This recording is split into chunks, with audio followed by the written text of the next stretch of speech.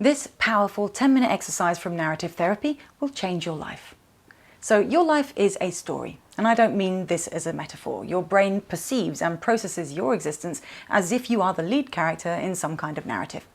And how you tell this story is crucial because it can make the difference between feeling like you're sketching out an epic saga with a dreamy ending, or living a bleak, perilous, or just forgettable read. My name's Hazel Gale. I'm a former therapist turned author and creator of the Betwixt app. And this short video will help you to reframe and retell your life story in just a few minutes. Why should you do this? Because if left to our own devices, we tend to focus on the negative.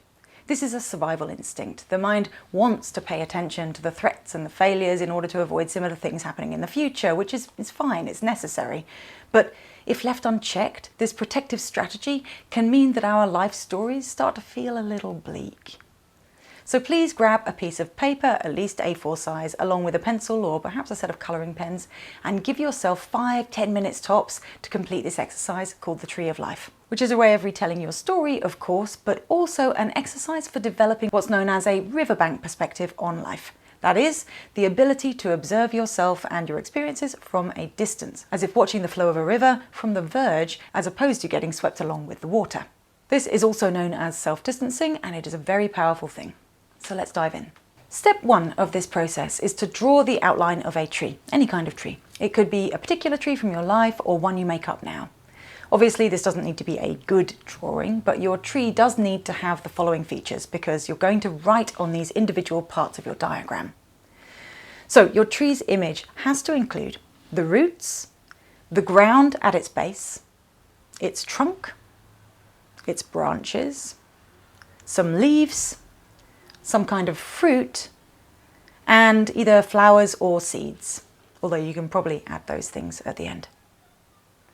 As you're sketching your masterpiece, you might be interested to know that archetypally, the tree symbolises human life and development, the inner process of becoming conscious and the innate urge towards individuation, that is, becoming who we really are. In other words, the tree you're currently drawing isn't just a pretty framework for this exercise, but a potent archetypal symbol that therefore speaks to your unconscious mind about who you are, where you come from, what you're reaching for, and what you're growing towards.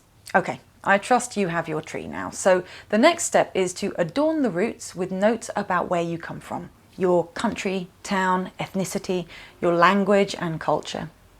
You can write the names of people who have taught you the most in your life, teams, groups or associations that you've been a part of, and your favourite things, such as places, songs, films, games, whiskers on kittens, raindrops on roses, whatever. These are your roots, the things that connect you to life, support you, and inform who you become.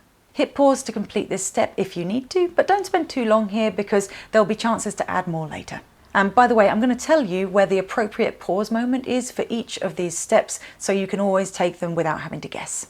Next, along the ground, write some of the regular activities you do over the course of a normal week. But as you do this, be sure to only write the things you choose to do, not the things you feel forced to do. Because it's these things that you choose for yourself that ground you. Again, pause if you need some time. Step 4, along the trunk. You're going to write the things you value, your accomplishments, your skills and abilities. These are the things that give you strength and elevate you.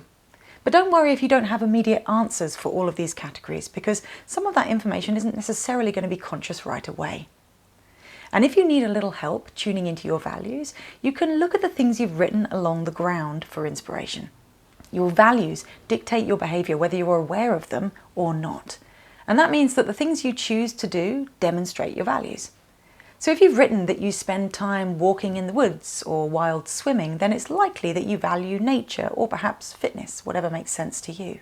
Similarly, the things that aren't a part of the ground for you are probably not real values, at least they're not practiced values. They may be aspirational values, but that's not the same thing.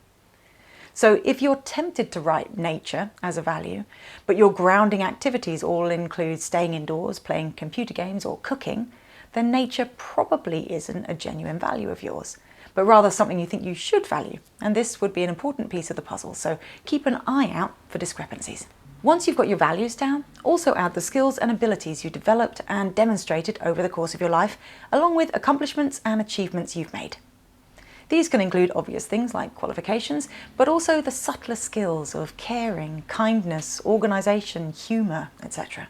And my tip for you, if you struggle with this step, is to imagine asking your best friend or a loving family member, or even an imaginary objective observer, what they would say you're good at. You can hit pause here if you want to get your answers down. Finally, when you've taken a little time to get all of these things down, give yourself a moment to see if you can trace the history of each item. Who taught you these things? Where or how did you learn those skills? And new answers to these questions can be added to your roots. Once again, you can pause if you need some time. Step 5. The branches of your tree represent shared hopes, dreams, goals, and wishes. So these will include hopes that you have for your own life, but also hopes for your community, family, and individuals who mean something to you too. These can be long or short-term dreams. They can also include big, challenging goals, as well as the small and relatively easy. For example, you might write something like, build my family a home in the mountains, but also, my niece passes her driving test on Friday. When you have these items, you can trace their history too. How long have you had these hopes? Where did they come from? Did anyone else play a part in these wishes? And from your answers to those questions, you can add new information to the roots. This is where you want to pause if you need to. Step 6.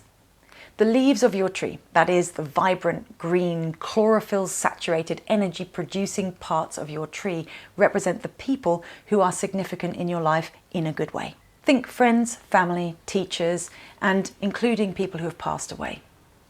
But also heroes, role models, and important characters from your favourite stories. And if relevant, you might include animal friends, plant friends, invisible friends, whatever.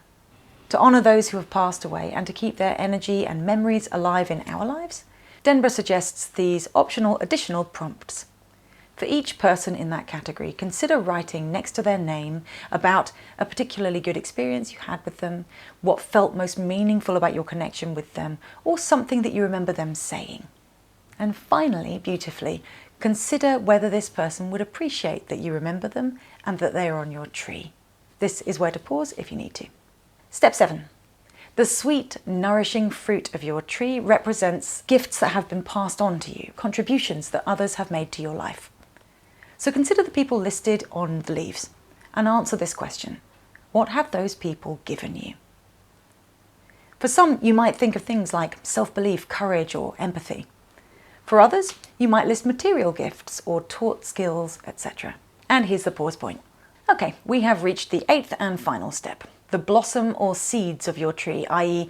the parts that are there for reproduction, represent the legacies and gifts that you want to pass on to others. These might be similar to the gifts you've received, or they could be things that you were never offered and that you really want to make sure other people have access to. In other words, what is the difference you want to make to the lives of others? What is the mark you want to leave on the world? It doesn't need to be grand. These can be the smallest of things and still be meaningful. Write these on the blossom or the seeds of your tree. And this is your final pause point. Now, when you have everything written down, sit back and review your tree of life.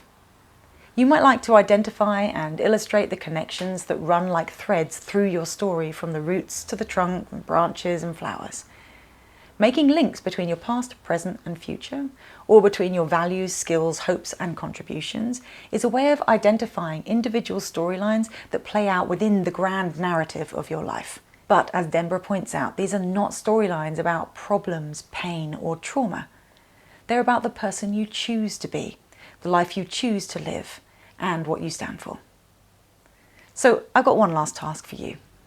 When you look at your tree, along with all of its components and the storylines that run through it, what are the first 3 thematic words that come to mind?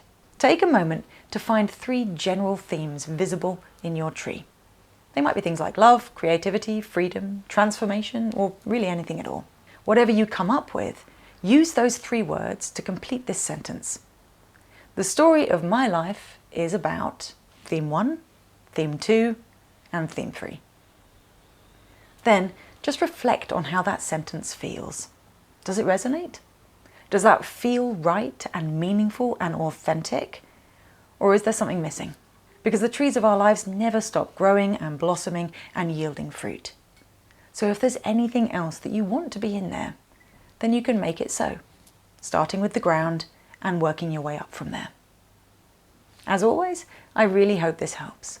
And I would absolutely love to hear about your themes in the comments, along with any other thoughts and reflections that you might have on this process.